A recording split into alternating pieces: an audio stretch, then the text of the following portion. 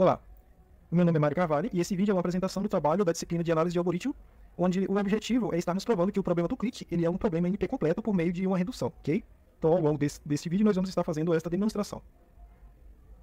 Então, no primeiro momento, nós precisamos entender o que é um problema do clique, ok? Então, o problema original do clique consiste em você encontrar, né, o maior clique possível em um subgrafo, né? Clique, na verdade, é um subgrafo, né, ou seja, um subconjunto de vértices dentro de um grafo maior, onde ele seja um grafo completo, ok? Ou seja, então se eu quero encontrar aqui um clique de tamanho 3, por exemplo, né? Então eu vou encontrar aqui um subgrafo completo que tenha 3 vértices, ok? Então aqui a gente tem um exemplo, né? Esse triângulozinho aqui, aqui a gente tem outro exemplo, onde a ideia é que cada vértice, né, se conecte com todos os outros vértices aqui por meio de arestas, ok? Então esse é basicamente o problema original do clique. Se a gente for ver, né, para esse caso aqui, na verdade, o maior, né, clique possível, ou seja, o maior subgrafo completo dentro desse grafo, ele é um clique de tamanho 4, ok? Que no caso seria essa parte aqui, né? Então, esse aqui seria o problema original do clique, tá? Dado que a gente já foi apresentado o problema do clique, a gente precisa pegar aqui agora uma instância, né, desse problema para que a gente consiga estar trabalhando aí com a sua completude, né? Então, a primeira coisa que a gente precisa entender sobre essa instância que a gente quer pegar é que a gente vai transformar esse problema do clique em um problema de decisão, certo? Isso significa que a resposta agora vai ser sim ou não, tá? E não se existe lá, né, ou seria qual grafo lá, né, que tem um tamanho maior. A gente só quer fazer uma pergunta, né, para esse algoritmo que eu chamei de verifica clique. E a pergunta é, dado esse grafo como entrada, existe um clique de tamanho K? Tá? Então, se a pergunta aqui for 3, ele vai dizer simplesmente que sim, tá? Por quê? Porque a gente sabe que tem esse aqui, né? Olhando a gente consegue ver que tem esse clique, né? Olhando a gente consegue ver que tem esse outro clique aqui, né? Tem esse outro clique aqui de tamanho 3, tem esse de baixo aqui também de tamanho 3, e esse da baixa superior aqui também de tamanho 3, tá? Então a ideia aqui, né, é a gente transformar, né, essa instância aqui, ela transforma o problema original do clique em um problema de decisão, ou seja, um problema que responde sim ou não. Então agora, é preciso deixar claro que o nosso algoritmo, a entrada dele é bem definida, ele simplesmente recebe um grafo e um K, e o objetivo dele é dizer se existe ou não um clique dentro desse grafo, ok? De tamanho K.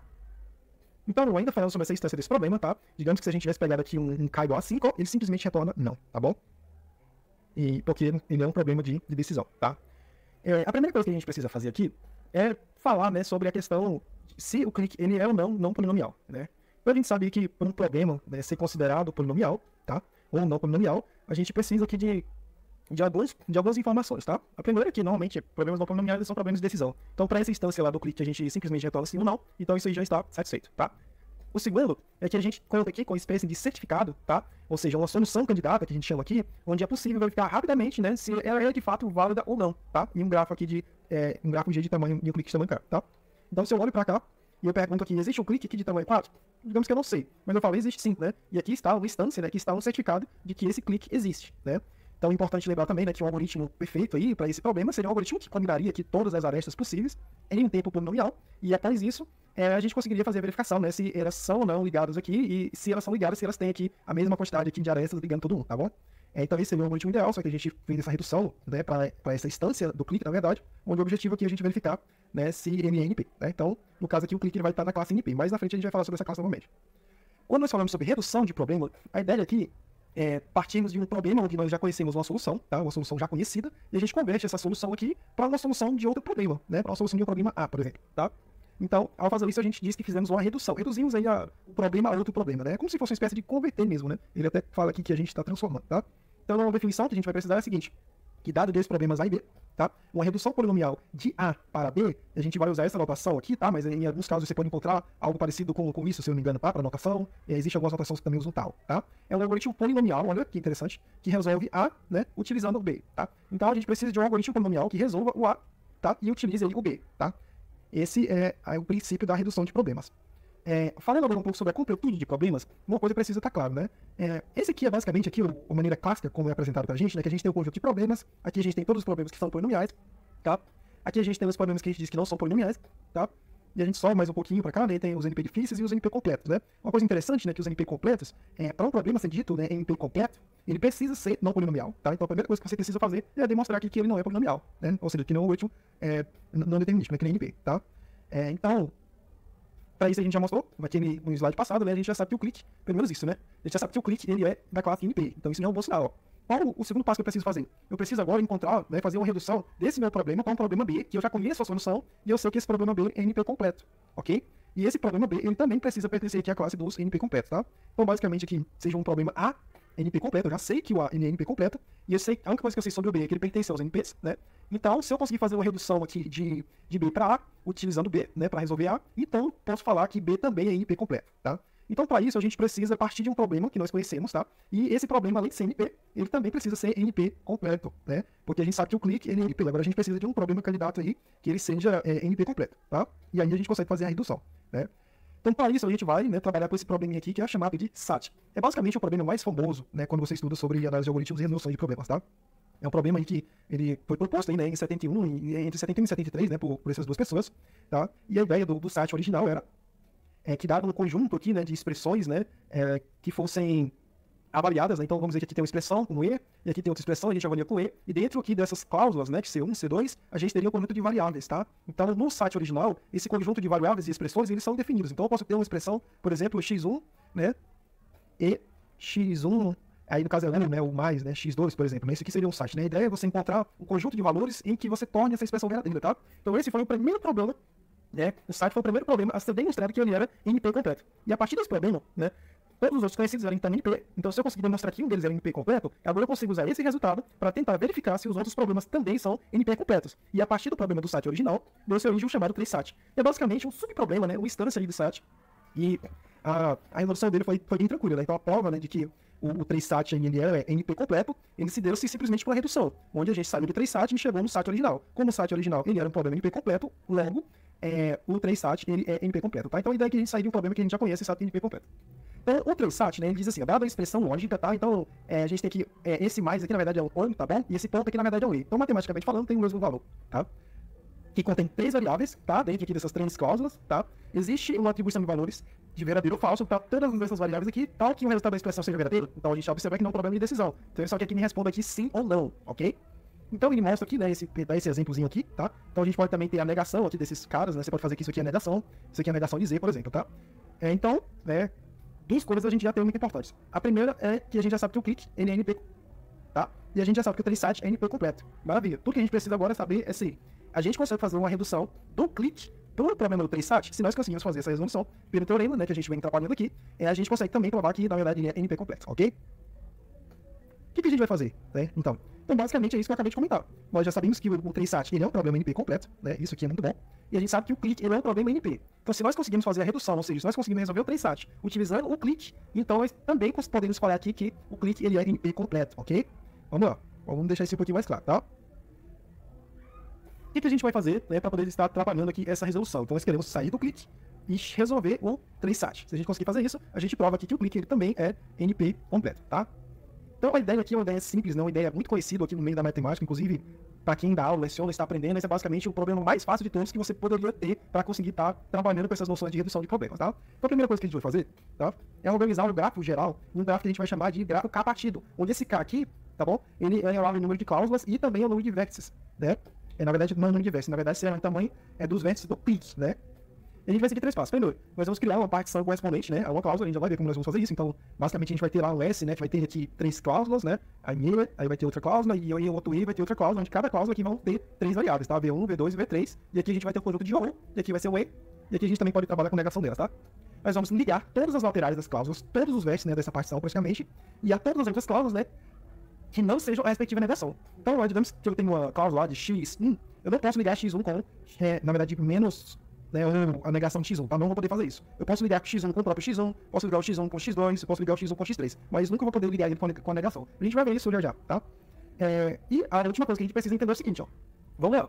Se existir um clique dentro desse gráfico que a gente construir, olha que poderoso isso aqui. A gente vai ter um conjunto de valores lógicos, né, para esses literais, para essas variáveis, que permite satisfazer a forma. Aí, para isso, né, a gente vai precisar abrir aqui um parênteses, tá bom? Só para falar aqui uma coisa aqui importante, tá? Ó, haverá negações diretas em todas as cláusulas, menos com aquela lá que for a negação, né? E caso não exista qualquer clique no grafo, a forma, ela também não é satisfeita. Então, olha só, nós vamos partir de um clique de um grafo, vamos tentar identificar o clique. Se nós não conseguimos encontrar o clique dentro desse grafo, então é porque a fórmula que gerou esse grafo, ela não pode ser satisfeita, tá? E se a gente conseguir gerar esse clique, a gente acabou de encontrar o conjunto de variáveis que faz a satisfação dessa fórmula, né? Então a gente conseguiu responder agora tanto pro sim, né? Quanto pro não, tá? Vamos ver se esse algoritmo aqui, tá? É um algoritmo simples, vamos ver se esse algoritmo aqui funciona, né? Vamos lá. redução do clique do 3 sites. Vamos dizer que eu tenho esse conjunto de cláusulas aqui, C1, C2 e C3, tá? Então, como eu estou trabalhando com 3 sites, são 3 cláusulas, tá? E 3 variáveis, ok? Então agora a gente vai construir aqui um gráfico que é chamado gráfico tripartido, né? Na verdade ele é 3 partido, certo? Porque a gente definiu lá atrás que isso na verdade é um gráfico K-partido, ok? Então, como são 3 cláusulas, é um gráfico tripartido, tá?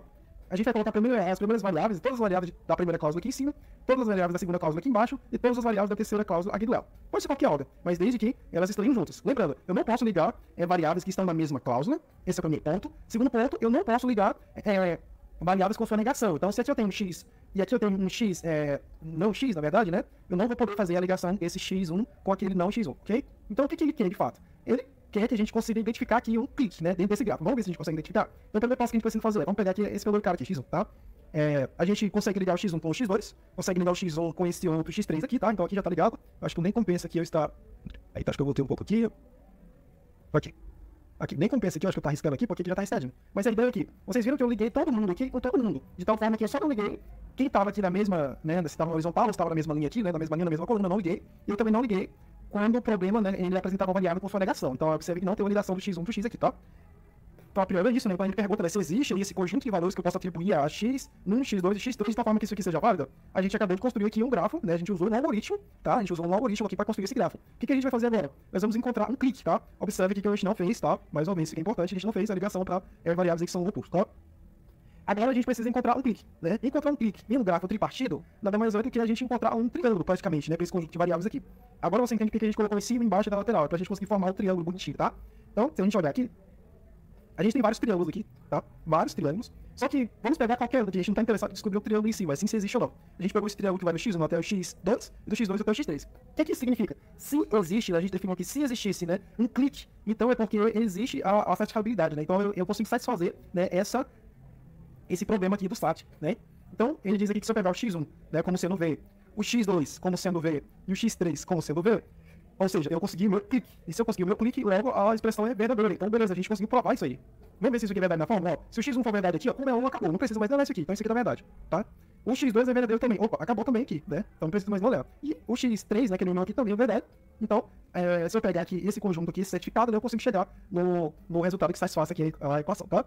Observe que não existe só uma solução. Existem várias soluções para esse problema. Inclusive, você só precisa chegar aqui e pegar um triângulo, né? Qual é o triângulo que eu posso pegar? Saindo da negação de x2, chegando a x3, indo para x3 novamente, né? E voltando para cá, para a negação de x2. Vamos ver se isso funciona?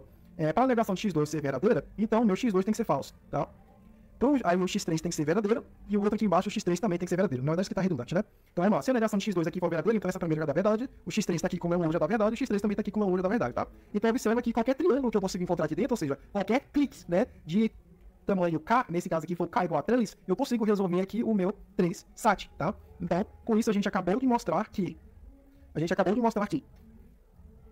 o clique, ele é NP completo, porque a gente saiu do problema do clique e resolveu um problema que eu já sabia que era NP completo. E o clique, ele já era NP, logo o clique passa a ser NP completo, ok?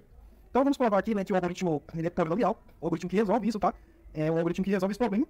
Então, basicamente, para poder construir aqui essa estrutura, você vai ter que ter aqui um conjunto de vértices, né? Nesse caso, esses vértices aqui, eles nunca vão passar de 3n, né, praticamente. 3n, então nesse caso, como n aqui é igual a 3, né, então 9 vértices, né, para esse caso aqui, ó, certinho.